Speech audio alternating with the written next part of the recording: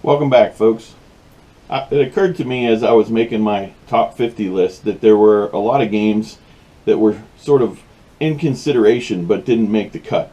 And some of these games have had a really big impact on my kids and my family, or the scouts or different groups that I've taught games to over the years. And at one time or another, they probably would have made my list. So I thought I would put together 10 additional games that would make my honorable mention list and share those with you. So number 10 is a game called Apples to Apples. And this is one that probably a lot of you have heard of or maybe had a chance to play. There are many different versions of Apples to Apples. These two in particular happen to be geared towards kids. My favorite version is actually I don't know, let's say the adult version, because it's not like an after dark version or anything like that, but the regular version of Apples to Apples. We probably have at least a half a dozen other games like Snake Oil and Animal Instincts that have copied the system used by Apples to Apples. In this game, one player is the judge, and you get a handful of cards. Each player gets a handful of cards that have different nouns on them. And then the judge has a green card that has an adjective on it. And each person has to submit their nomination or their card to match that adjective with one of their nouns. And the judge gets to pick which one they think matches the best. And so it's a really fun, light game. There are some downsides to it. I usually end up playing it with kids. And the way I like to play it, I hope that it doesn't come across as pretentious, but I like to play it as more of a cerebral game. I enjoy playing it with adults, but the adult version can be difficult because it'll have terms in there that kids might not know. Like maybe one of the cards would say Maya Angelou or Cuban Missile Crisis or something that they're not familiar with. So we tend to play the kids version. The trouble with the kids version, the judge will get some term, some adjective, strange, fuzzy, lumpy. If you have a young boy who's into comics and you throw Batman out there, it doesn't matter what the term is that they're trying to match it to, they're going to pick Batman. Or, if it's a little girl who's into Disney princesses and you throw Ariel out there, she's going to pick Ariel no matter what the card says. So there's some pitfalls to playing it with kids. I really enjoy, if you're around the table with a bunch of adults playing it in sort of that cerebral way, I really enjoyed the game. This is a game that I first played on a family reunion, and the great thing about it is it can be a huge player count. There's really an unlimited player count. You can play it with 20 people around the table. And it's a lot of fun. So Apples to Apples. Another great party game is a game called Telestrations. And I think there's probably a way in the rule book that you can score this game, but we've never even scored it. Never paid attention to winner or loser or anything. It's really more of an activity than a game. But in this game, it's sort of a combination of Pictionary and the old game of telephone, where you tell somebody something and they tell the next person, and by the end, it gets all jumbled up. In this game, you roll a die or pick a number, and it gives you a word, and then you have to draw that word. Then the next person has to look at your drawing, they flip the page, and they have to write what they think it is you drew. You pass it on, and the next person flips to that word, and then they have to draw it. And so it alternates between writing what you think you're seeing in the picture, and then the next person drawing that picture. And it can get really funny and goofy. Actually, I think the worse you draw, the better this game is, because it can get really convoluted, and you can end up with something at the end that has nothing to do with the original word. So if you're looking for just a really fun sort of rollicking laughter, Telestrations is great. A game that probably would have been on my list a few years ago, but I've sort of cooled on it, is Bang the Dice game. This is a game that I always pull out with my scouts because they absolutely love it.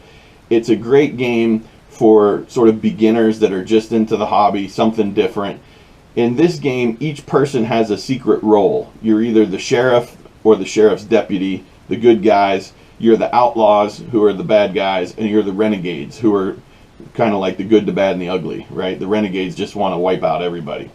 But you're rolling dice and you're trying to attack different people and knock them out of the game. But the trick is you don't know that those rolls are hidden, so you don't know who's on your team, and you're trying to pay attention to what other people are doing, because everybody knows who the sheriff is. That's the only information that's revealed.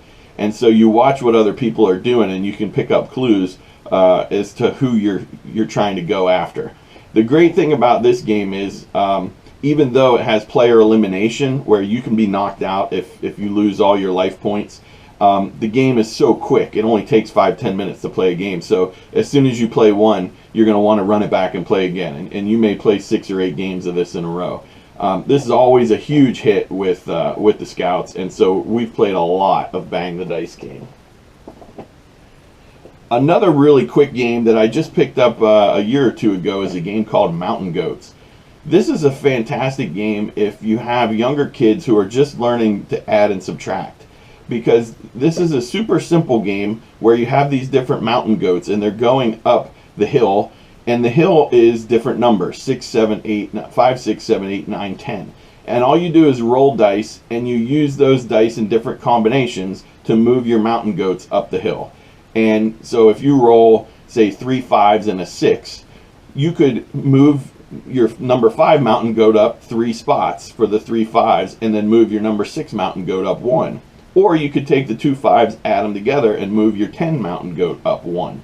And so it's just simple math. It's really good. It'd be good for elementary kids. But it's also just a fun game because you're just rolling dice. The turns go very quickly. When somebody gets to the top of the mountain, if they stay there, they can continue to rack up points. But if somebody comes along behind them, you can knock them off the mountain, send them back down, and then you're the one getting the points. So very quick game, plays in like 15 minutes. Super easy to learn, and a lot of fun. Mountain Goats. Next up is one of my wife's favorite games, and that's World's Fair 1893. This has got a historical theme, obviously, which I like as a history teacher, but this is probably the game with the most beautiful board and the most uniquely designed board. It's actually designed like a Ferris wheel.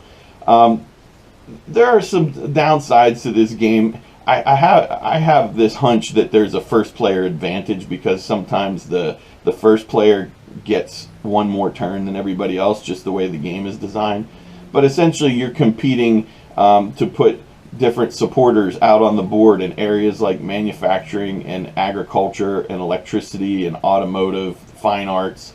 And the cool thing about this is there are cards in the game that feature all the different things that were highlighted at the World's Fair in 1893 in Chicago.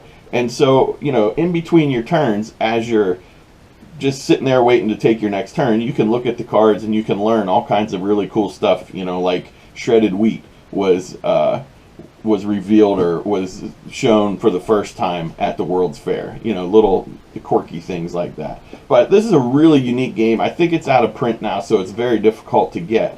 But if you ever see, you know, if you're at a convention or you see somebody that has a copy of this, you know, ask to join in because it's a pretty fun game. Another series of games that my wife and I really liked for a long time, we haven't pulled them out in a while, are the 10 Days series.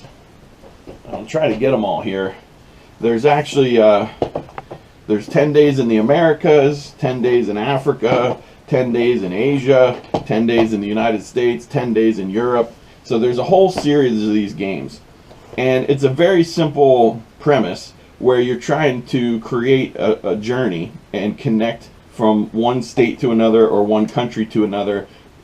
There are boats, there are airplanes, there are cars, and some of them, like the USA has cars, Africa has jeeps, Europe there's no cars or jeeps, but there's boats. And so you may go from, you know, Kansas to Iowa, use a car to go to Colorado, and you're just trying to connect and make a logical journey. There are different colored planes, so if you go, Colorado's a red state, you can go from Colorado with a red plane to another red state. One of the downsides to this game is at the beginning you randomly put cards in your tray, and you can get kind of lucky and be set up from the beginning with good cards, or conversely with really bad cards and your opponent has good cards, where they've already just luckily got a few connections. So one of the ways we mitigate that, and the way I actually love to play these games, is to combine them. So you can put USA map and Europe map together and play it as a combination.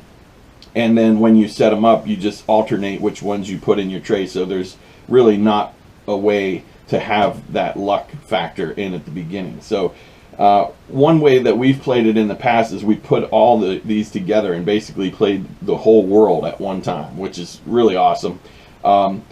We used to sit and play this after we put the kids to bed. You know, my wife would have a glass of wine and I'd have a beer, and we'd sit and play for hours at a time. And we'd stretch it out. We'd play 30 days in the world instead of 10 days on one map. So again, these aren't as easy to find anymore, but if you want something relaxing, this is a pretty relaxing game where you can just sit and imagine all the great places that you can visit. So that's the 10 Days series. Another game that would have made my list years ago is a game called Acquire. This is a really classic game, one that got me and my brothers really interested in this hobby. In this game, you're investing in hotel chains, and there's a simple board on the map where it's almost like a Scrabble board where you put out these little squares and you build hotel chains. The primary feature of this game is a stock manipulation game, though, where you're trying to be the majority shareholder in these different companies, or the minority shareholder. And throughout the game, one company will merge with another company and buy them out. And if you're the majority shareholder, you'll get you'll get paid for that when you sell to the other bigger company. And this is a really classic game. I think it's still in print, and if you like stock market, if you like that kind of thing, it's a really great one. The only downside is there are times when you can get unlucky if you don't get some decent pieces that help you merge and help you sort of take control of the board. There are times when things are out of your control in this game, but really great game, Acquire. Another game, and apparently this used to be an old game, and a company called Restoration Games goes back and they'll find old games and they'll redo them and republish them, revamp the rules and come up with better artwork and then republish them. And this is a game from Restoration Games called Downforce that is a racing game. And it's super cool. You play cards, you move these little Indy cars around the track. You can get this game super cheap. I've seen it for like $10 at Target, I think. But it's a really simple game. The board usually has two different sides, so there's two different tracks. You bid on which color car you want to control, and so a good family weight, simple game. If you're into racing or you like that theme, Downforce is a great one. The last two on my list are games that I think will probably make my top 50 if I were to do it again next time. And the reason Picture Perfect didn't make my list this time is because I've only played it once. I just got to play this game last week, but I think next time around when I do a list, my guess is this is going to be up there in the top 50 because I loved it. This game has a lot of aspects of Clue to it, where there are different people and you're getting clues. But the whole idea behind this game is you have this dining room set up, and there are different people who want to be in this picture that you're going to take. At the end of the game, you take a picture with your cell phone, and certain people want to be standing next to other people. Some people want to be close to the table. Other people want to be hidden in the back. And so you're getting clues throughout the game of what each person wants. But the thing is, you don't have all the information about everybody, and you can't possibly meet all the expectations of all these people. So you're trying to learn as much as you can and move your pieces around, and each player has a screen so that nobody else can see what they're doing. And at the end of the game, you take a picture of your setup, and then you open up all the cards and reveal every clue for everybody, and you score based on how many of the requirements you met. And so it's a really cool game. I always loved Clue growing up, but you know, you can only play that so many times and it kind of runs out of gas. This game puts a really unique twist on Clue and gives you that feel, but there's a little bit more to it. So I really think this is going to be a huge hit for us. The last one on my list of honorable mentions is one called Xi'an the Terracotta Army. And this is a game that I actually saw on another video that somebody made on YouTube, and he listed it as one of their most underrated games, or actually I think it was the #1 most underrated game. And as the guy was explaining, I thought, boy, that does sound pretty good.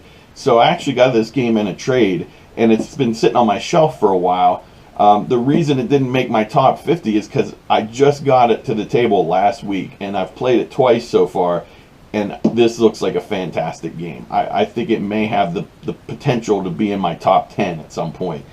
In this game, you are building the terracotta army in China, and you're trying to get prestige, I think, from the emperor for helping to build and paint the terracotta warriors. And it's a really cool system of you have cards, and then you use some of them for the actions. You use other ones to get initiative so that you can go first, and you can build more terracotta warriors. You can paint the ones that are out there to try to there's an area control aspect of it to try to get your color warriors on different parts of the board. You can also buy weapons that you can equip the terracotta warriors with weapons, and so it's a really cool game. And when I first got it, I was intimidated by it because I thought it's going to be complicated, it's going to be a 3-hour slog, and so that's why it sat on the shelf for a really long time. But once I got it out and learned it, I was like, wow, this is really quick. Once you've played it, you could probably play this game in under an hour, and so the turns are really snappy, really quick, and it gives you a lot of decisions. The first time I played it, I focused on building lots of terracotta warriors, and I played with 2 of my sons, and they kind of didn't like it because I kicked their butts, but they totally ignored that, and so their thought was, well, that's how you win the game. You just build those warriors. The next time I played it with a couple other people, and I purposely said, you know what, I'm not going to use that strategy. I'm going to do something else. And I tried to paint as many terracotta warriors as I could. And I ended up winning that game too. But what that showed me was there are multiple strategies that you can take to win this game, which is great. That's exactly what you want. So, like I said, I think this game has the potential one day to be in my top 10. It's that good. I've only played it twice, but I'm really looking forward to more plays. So that's it. Those are 10 additional games that get an honorable mention for me. I hope you enjoyed it, and I hope you found something in there that you'll like to play and like to get to the table. See ya.